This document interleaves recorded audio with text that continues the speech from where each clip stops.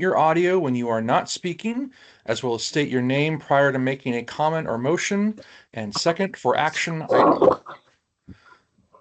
Thank you.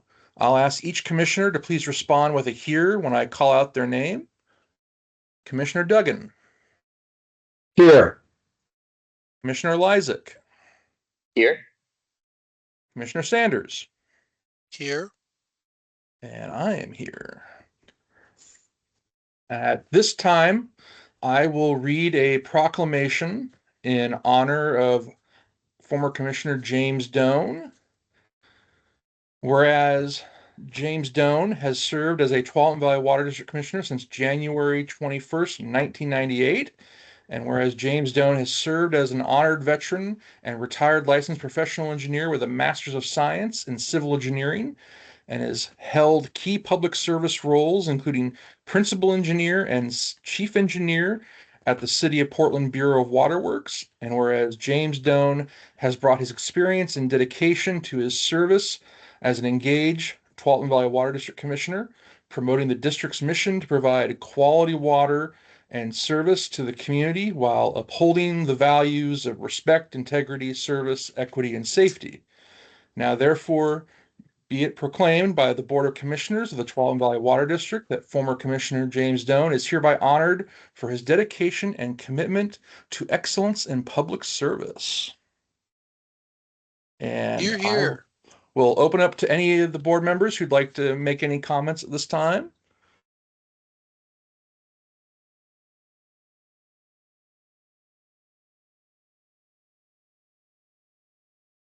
Trying to fix my screen so I can see more faces. Well, I will just say that I am very honored to have known Commissioner Doan. He is a valued mentor, friend, and without him coming to me and asking, Carl, there's a position on the budget committee open. Would you be interested in serving on that? I would not be where I am today as you're the president of your board of commissioners. So, Jim, my proverbial hat is off to you, and I hope you are enjoying your retirement.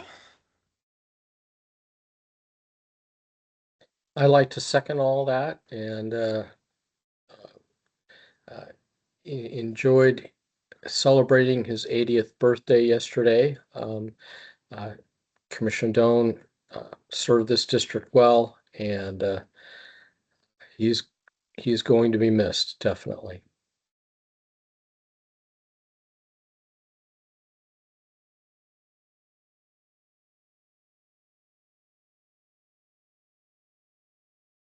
I'm not seeing any other commissioners wanting to chime in, so I will move us on our agenda to reports by the Chief Executive Officer and management staff. Well, good evening, President Fisher and commissioners. It's like 2020 all over again as we meet virtually here. So please excuse me as I get reacquainted with how to have a public meeting via Microsoft Teams. Quick report on the board vacancy, just a quick update that here tonight. The process to find applicants for the Board of Commissioners continues. The deadline to apply is May 21st at 5 p.m. The Board Vacancy Subcommittee will meet on June 3rd at 4 p.m. to discuss applications and next steps. We have this on the agenda here just to see if you have any questions. We have Kylie on the line, and of course, Commissioners Fisher and Sanders are on the subcommittee. So are there any questions or comments that you'd like to make during this public part of tonight's meeting? Seeing none, we'll move on, but we'll probably revisit this as the process continues. You probably received an email from a community activist regarding the plan to build connecting trails adjacent to our Taylor's Ferry Reservoir and pump station site. This was something that the board has been receiving communications on for quite a while. The project is that we're conducting is subject to various permits that require we restore the area affected by our construction to its pre-construction condition. The letter asks that we not do that, but we are obligated by our permits to restore the grade, to ensure that there is an additional impervious area, and to make sure that erosion controls in place and so forth. So we have certain landscaping requirements that were required by our permits. We've communicated these permit requirements to the activist that's pursuing this. Um, and of course, we will follow all the permit requirements. We'll complete all the required work. We wish him well in pursuing this connecting trail. We don't have an opinion about that. If that's something the community values, then we stand prepared per your prior letter to the County Board of Commissioners to lend whatever assistance that we can, reasonable assistance that we can in that regard. But just wanted to, the email was sent to you directly, each of you. Wanted to make sure we had an opportunity in a public meeting if you had something you wanted to address to each other. Otherwise, we can just move on to this topic. Seeing no comments, we'll move right along. Our talking water, you might remember that we talked about our talking water prior on irrigation techniques, and that was last month. But we're now offering our next virtual forum, our Talking Water Forum, at noon on July 8th, and we're going to highlight opportunities to use advanced irrigation controllers. And these advanced irrigation controllers are connected to the internet typically, and they allow the controller to take into account the weather.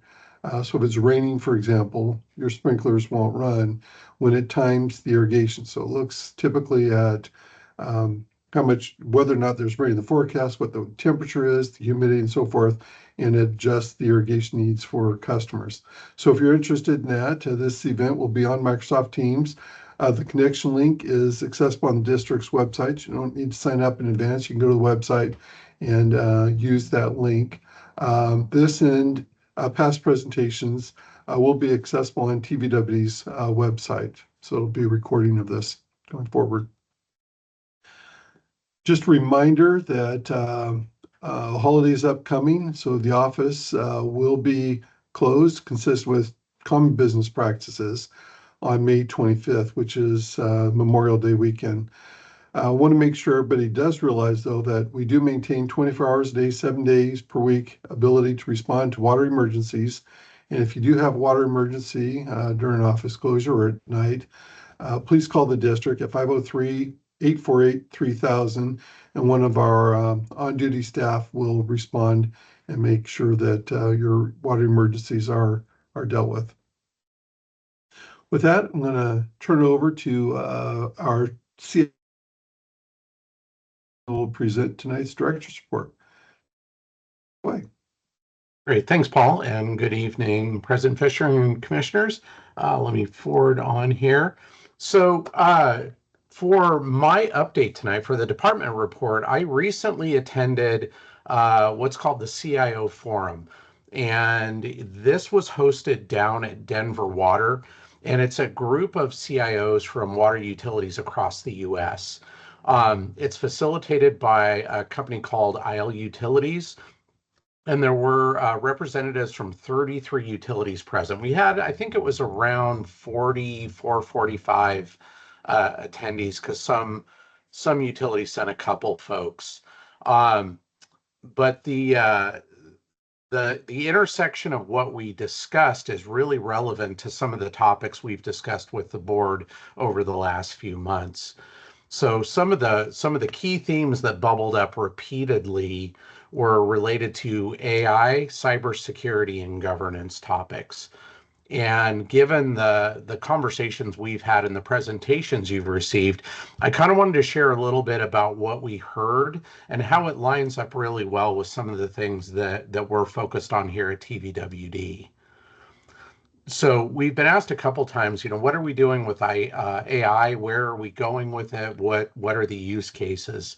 One of the presentations that we had from, I believe it was Columbus. I have to double check. They highlighted some of the things that they're doing with AI. and essentially they're using it to supplement their workforce, and they're using it to create small applications or utilities or mine data, things of that nature. And in this example, one of the things they had done, they created a small application in a matter of hours that actually really reduced some of the manual processes, some of the turnaround, and it didn't take any additional staff time than was already devoted to the effort. One of the things we've been talking a lot about internally is getting policies in place for the use of AI. We need to protect against leakage of our data into AI training models. We need to be careful that, for example, vendors are not using our data in their AI training models, that data is not escaping the boundaries. The other concern is really which tools are available for us to use and how do we use them. So one of the key themes and the takeaways from this particular presentation was, using AI within IT, not across the business, but just within IT, really is a baseline of using these tools to increase your productivity. The term force multiplier was used multiple times across my time at the conference. Um, the key there though was that they need to be treated as a productivity tool, not as a replacement for some of the human elements of the work that we do. They're finding that AI can be error prone. It's not perfect, but it is a tool to supplement and automate some of the more common tasks. So some of the key messages were, don't be afraid to use it. Use it in low risk environments, get familiar with capabilities and tools, but always have a little bit of a control and a governance around the use of the tools. So the good news is for us, what we're starting with at the district is an AI policy, and we're incorporating components that have been used in other water utilities across the US that really define the tools that we can use, where the boundaries are, and some of the protections, so to make sure that our data at the district doesn't get out into the wild and can be used for nefarious purposes. So my takeaway from these conversations and this presentation was, we're tracking well with what other utilities around the US are doing. Then the next topic I wanted to touch base on is related to cybersecurity. It seems to be a really common theme when I speak to you, because it's been a heavy focus for us since the beginning of 2026, and it will be for the foreseeable future. We had a presentation from Omid Ramani, if I could pronounce that correctly. He's an associate director of cyber risk with Fitch, who also does our ratings. And the purpose of his presentation to the CIO group was to really take a look at how cyber risk and cyber incidents can ultimately affect rating criteria. So we started by taking a look at, what are some of the primary risks from cybersecurity threats, and where does that live in the ecosystem? One of the most damaging cybersecurity threats is ransomware. When a computer is taken over and held ransom, and you have a choice to either pay to unlock your data or forego it and essentially start from scratch. And this is a distribution of destructive ransomware events across industries. And you can see down at the bottom, education, healthcare, and government are the ones that really seem to get hit on a more regular basis. Utilities fall right in the middle. And one of the follow-up questions were, where do water utilities live in this? Because in some organizations, they're a standalone utility, investor utilities or special districts, or are we considered part of the government? The answer was both. It all depends on the scope of services of the government organization. In many cases, water utilities are included in the government. In some, it's standalone. So you really have to take a look at both the government and the utility. Either way, it's a risk that is out there and that we need to take mitigation efforts for. So the theme of the discussion was that cyber risk is really becoming relevant, not just within IT, but as it affects operational continuity, as it affects the ability of the district to perform its core functions and its core business. And then as it relates to the finance folks, cyber risk is not just a technology issue. They're painting it as both a resilience, governance, and potentially even a credit issue. So some of the challenges we worked through were things like limited resources to combat bad actors, technical debt where systems are not updated on a regular basis, culture and personnel of the organization. We've presented previously about how tax are getting more and more complex, especially with the use of AI. Um, the interconnectivity bullet is really related to the fact that so many systems and work processes and organizations are now interconnected. We're connected to our partners, we're connected to our vendor community, we're connected to our customers. With interconnection comes risk from being able to transfer or cross-load damaging cybersecurity payloads that could impact us. At the end of the day, the challenge is that these cyber risks can create a ratings impact if they're not addressed. So he also went into some pretty substantial detail about how cyber risk can become a credit risk and a ratings risk. And one of the things, and I won't read these in bullet by bullet, but the key theme and one of the key aspects he talked about is he said that as they're examining an organization for a rating process, they're not looking to see that you're bulletproof against cyber risk. What they're really looking to see is, do you have a solid response plan? Do you have good backups? Do you have good governance processes? Do you have things like cybersecurity insurance? It's not so much that you're immune from attack, it's how well can you respond and recover from an attack. And that's really what plays into how they interpret your risk from cybersecurity to the organization as a whole. And he presented a little bit of a graphic here that describes how, when they're examining risks and ratings, there's both financial risk and non-financial risk. And the non-financial risk is comprised of both insider threats as well as cyber risk threats. And both of those are going to play into how they interpret and examine the viability of a business. This methodology is relatively new. They've always asked us about our cyber risk or our cyber threats, but what he's describing here is an evolution. And he said in 2026, this kind of an evaluation is going to become more prevalent and actually take on more weight over time. So he was giving us a little bit of advance notice that pay attention to your cybersecurity environment, pay attention to your cybersecurity processes, make sure that you have good response protocols, things of that nature. So the good news for us is that the key takeaways were that we need to have a standards-based cybersecurity program. We need to have good controls in place. We need to have solid response and remediation plans. And we need to keep our eyes on the ball and stay aware of what the risks are, what the threats are, and what's evolving.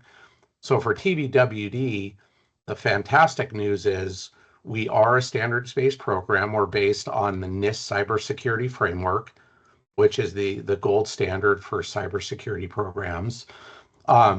Internal and external controls, we've implemented hundreds of, I think it was 124 the last time I talked to you. It's up to, I think, 145 controls have been implemented. We've cleaned up asset information in our environment. We've implemented new software for virus and malware protection, for phishing protection, for traffic analysis, all of these things that have been recommended as key takeaways, we have either implemented already or are currently actively in the process of implementing. The next step is we have a baseline response and remediation plan.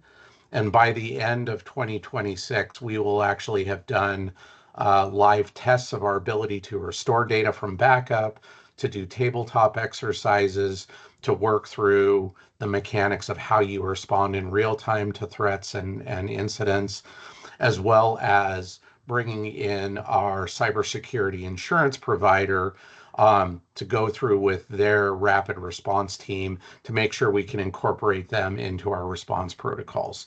So what I'd like to leave you with is a level of comfort that everything that was talked about, we have either already done, it's in process, or it's on the roadmap. So we're tracking really well to the recommended best practices to make sure that we're really on point with where we're headed and where we're at today.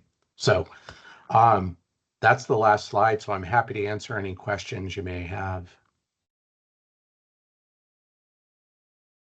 Yeah, Tim, I had one going back to your AI slides. I was curious in the discussions that you had in Denver, what would you consider for, if not any other water utility or us, what are the low risk things that you would consider using AI for at the district? So I'll give you an example of one that we've already done. So we've implemented, we're in the process of finalizing our physical security system, our cameras, and our badge readers and our motion detectors, fire and smoke alarms, things of that nature. These are now all connected via network. So it's really critical to have all these devices with a solid network connection, whether they're in our office building or they're out in the field, for example, at a reservoir or pump station. So we used AI to create a monitoring and an alerting application that keeps tabs on whether these things are up and running.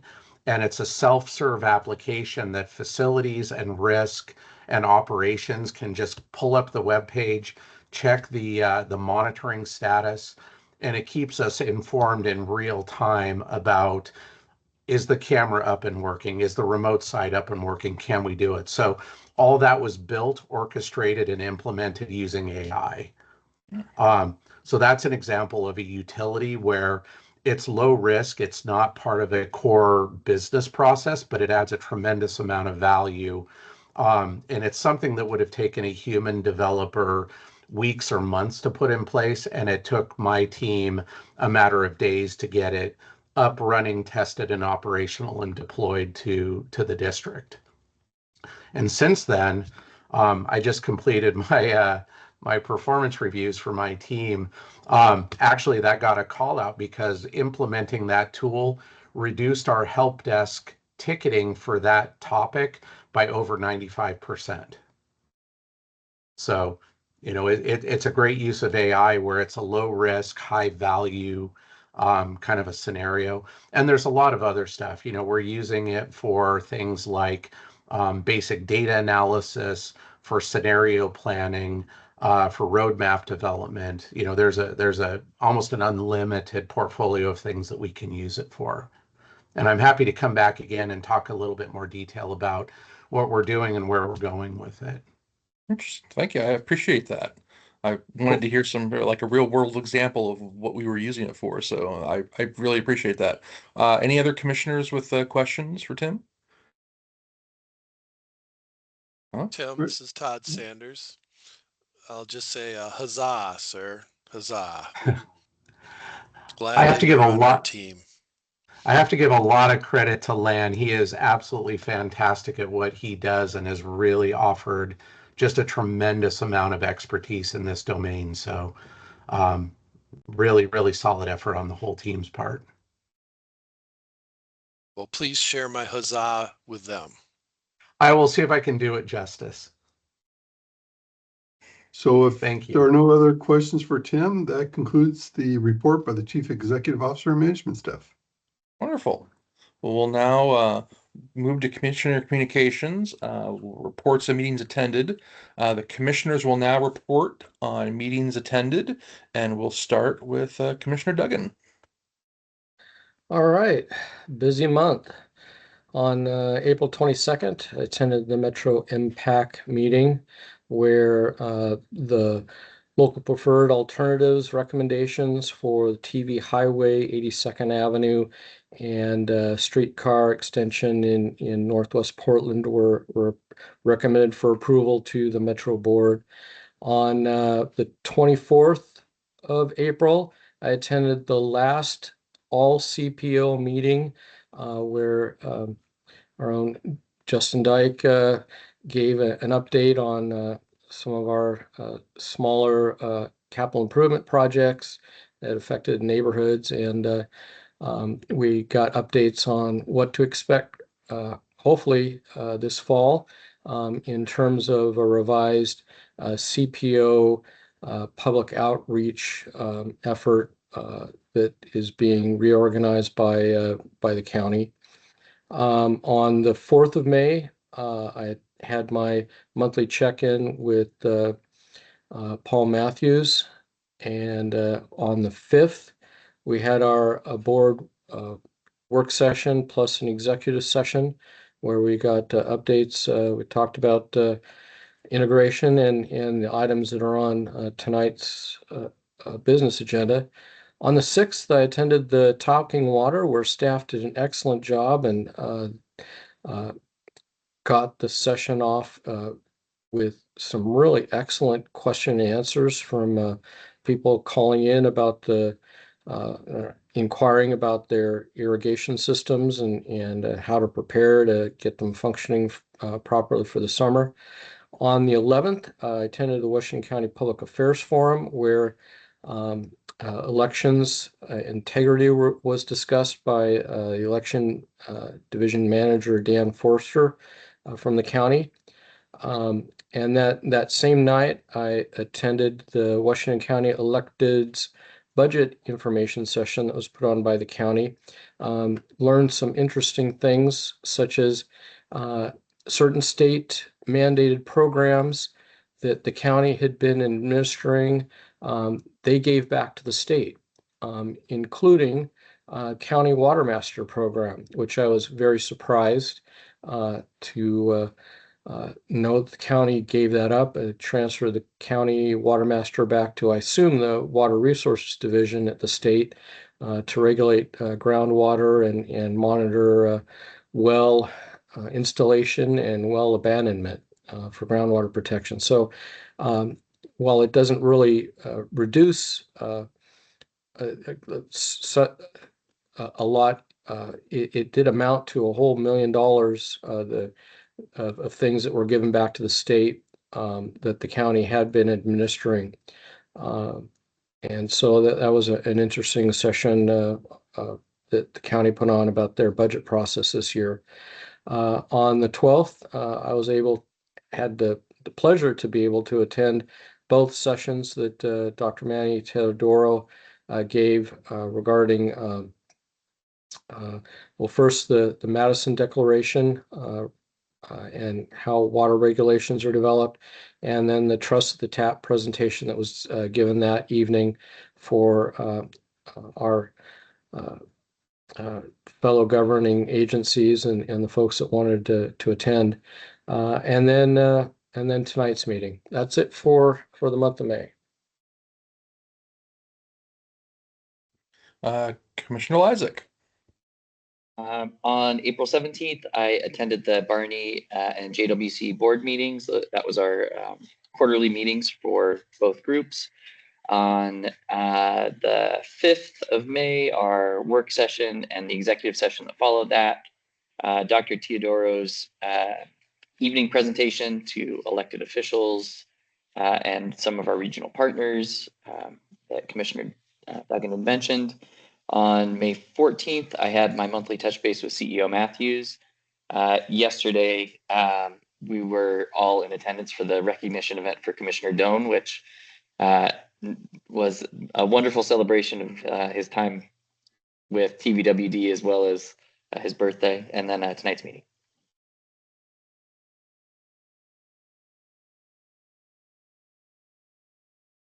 Commissioner Sanders. Thank you. Going backwards in time here, on April 21st, I had my one-on-one meeting with Paul. On April 27th was the WIF, the Willamette Intake Facilities Commission Board meeting. And rather than talking too much about that, what I've asked Paul to do was to add to our agenda for some time later this summer, a presentation from the management as to what the WIF is going to be doing now that more or less the construction is completed and the right-of-ways have been legally formalized. So what the plan is with the WIF. So we'll be, as a board, receiving an update as to the future of what the WIF holds with regards to our partnerships out in Wilsonville. Then in the month of May, we had our work session. So these things are all more or less repeated. The work session on the 5th, board agenda planning meeting on the 7th, Dr. Teodoro on the 12th, the recognition event yesterday, and then today's meeting. So the last 3 things are very repetitive. And that would be it. Thank you. Okay. Well, I will start off with on April 21st, I had my bi-monthly check-in with the CEO. On the 27th of April, I met with constituent Randy McCourt to hear updates about the community access trail. And then on the 5th of May, I attended the work session. On the 7th of May, I attended our agenda planning session. And then the 7th through the 8th, I attended the American Water Works Association Pacific Northwest Conference up in Tacoma and heard a bunch of great presentations and got to hear our staff present about the Willamette water system, which was standing room only. It was impressive to be there with all those folks and wanting to learn about how you do big infrastructure projects. And then on the 12th, I also attended the talk and with Dr. Teodoro and heard in the subsequent days, I've heard lots of positive comments from some of the other local elected officials who attended. So that was really good to hear positive feedback about us hosting that.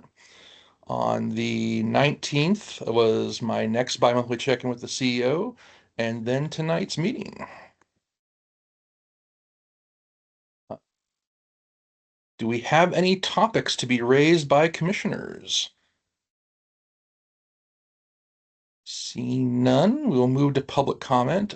Sam, do we have anyone online for public comment? I'm not seeing any this evening. Okay, so I won't have to read all of that. Now we'll move into the consent agenda.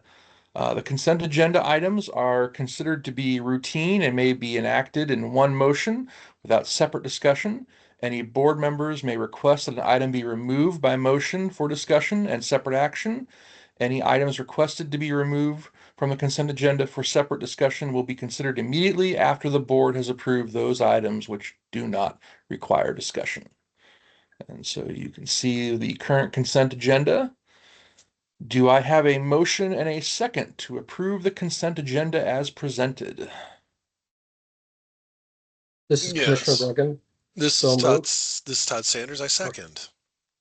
I have a motion from Commissioner Duggan and a second from Commissioner Sanders. All those in favor, please say aye. Aye. Aye. All Aye. opposed? The motion carries. We'll now move to our business agenda, and we'll hear from Justin Carlton and Justin Dyke. Thank you, President Fisher, and good evening, Commissioners. Actually, tonight you're just going to hear from the one Justin, but I like to consider myself number one as it comes to Justin's around here. So appreciate the opportunity to discuss the water supply integration customer credit program that we brought to you last month in the work session.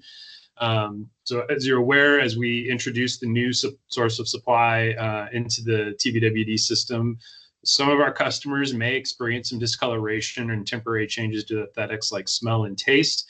And so they're going to be told to flush their home plumbing as a result. But they're also going to be engaging with staff at multiple levels. So we'll be communicating with them.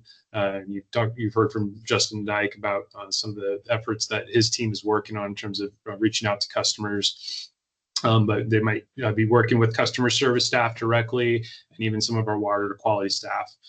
So this communication is going to be overt and direct for our customers, but we want to be able to address the challenges that they're facing. As it ties to those challenges, and bear with me as a finance person, talks about chemistry, but we're expecting that these changes in their water supply aesthetics will be temporary in nature. So we're estimating about a 3-month window as we're integrating service. And so the discoloration is likely due to changes in the disinfectant and infecting the sediment that could be released inside the customer's home plumbing, and that could also result in potential changes in taste and smell as well. And so we're going to be giving them instructions on flushing their home plumbing to stabilize the system, and similarly to what we are doing within our own system throughout the district. And so that'll help mitigate some of those aesthetic changes. But obviously, customers could be potentially more sensitive, and that could affect their perception of those changes. So we're looking to address those things. As mentioned, the guidance to customers is going to be to flush their home plumbing, flush it again, flush it again, flush it again. So there may be multiple times where we're requesting the customer flush their home plumbing to try and mitigate these temporary changes. And so this guidance follows the advice that we got from our water quality consultants who have been advising us on this process. And as I mentioned, it's similar to what we're doing throughout the district to mitigate potential changes as well. We also want to collect the data from the customers through this process. So as we're engaging with them, if we have the opportunity, we're going to be asking them to fill out what we're calling our Survey 123 form. So this will allow us to target areas that may need additional flushing and address that, and develop a response plan to work with those customers. Or if we're seeing regional areas that need specific addresses, we can deal with that as well.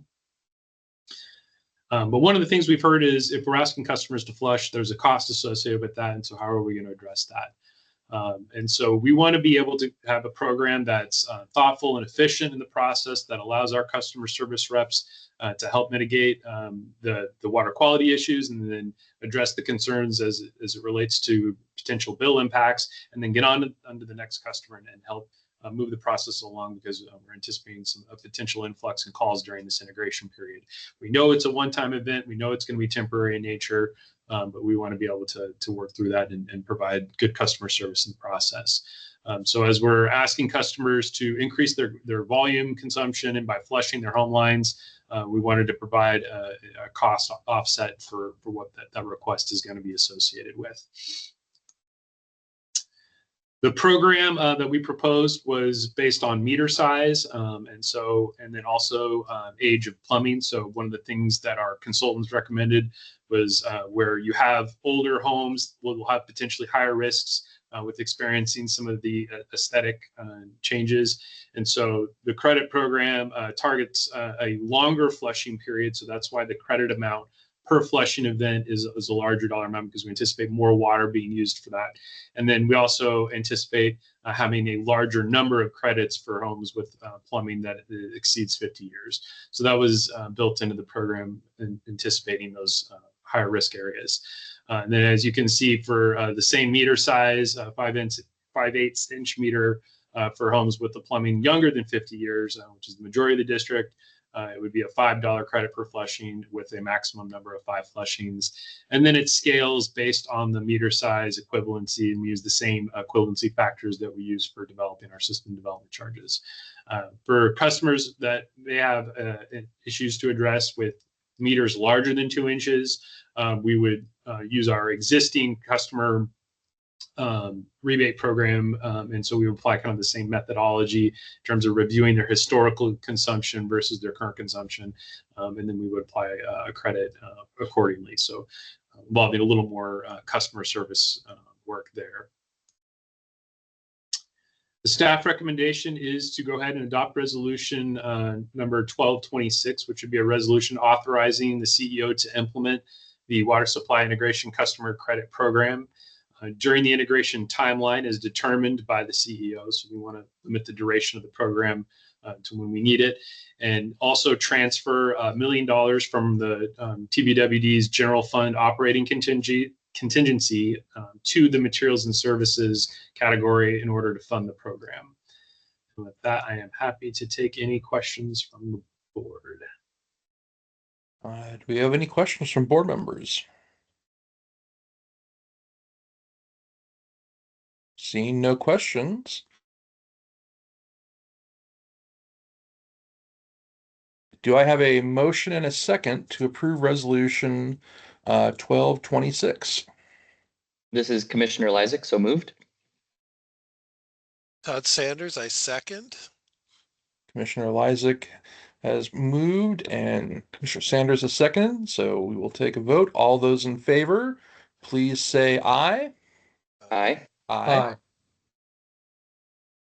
All opposed? The motion carries. Thank you very much. And now we have Pete Boone on deck.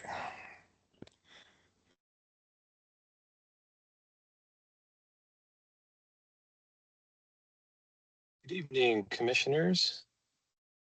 I apologize. I'm going to stay off camera. I'm getting over a bug, and so I'm going to be a little brief on this to try to preserve my voice. But I'm going to go over a water agreement that we've drafted with the city of Portland.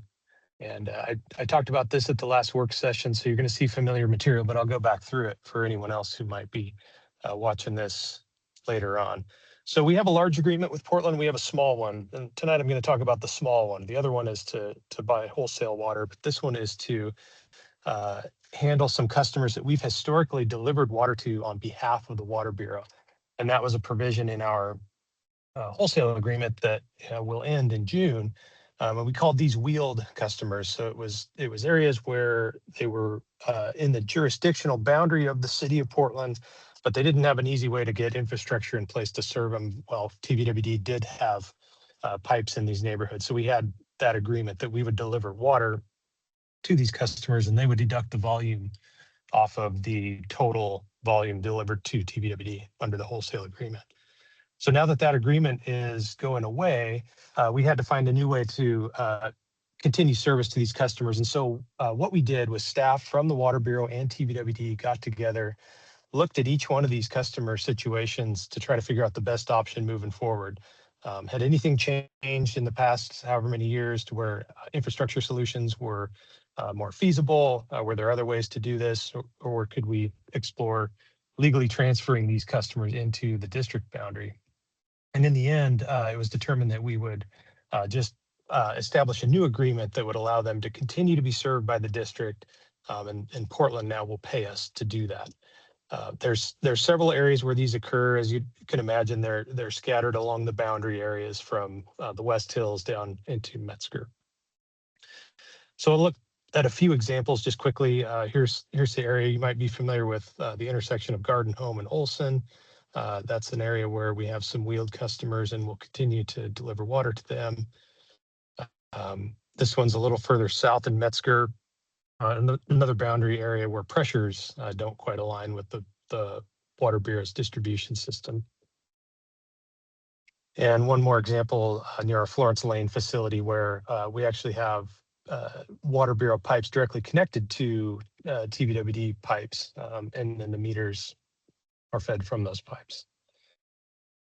So a handful of different areas, 123 customers. And like I said, in the end, the proposed agreement has TVWD continuing to serve these with Portland reimbursing us for that. They can add customers in the future if that makes sense. The rate that they will pay us is based on their rates with other wholesale customers. And if we want to pursue a cost of service study to determine a specific rate for this, we can, although for that amount of customers, the economics don't quite make sense to do that study, most likely. So, and of course, these customers will continue to receive the same level of service as all of our other TVWD customers. So with that, before I ask for your support, are there any questions I can answer? Have any questions? Okay. All right.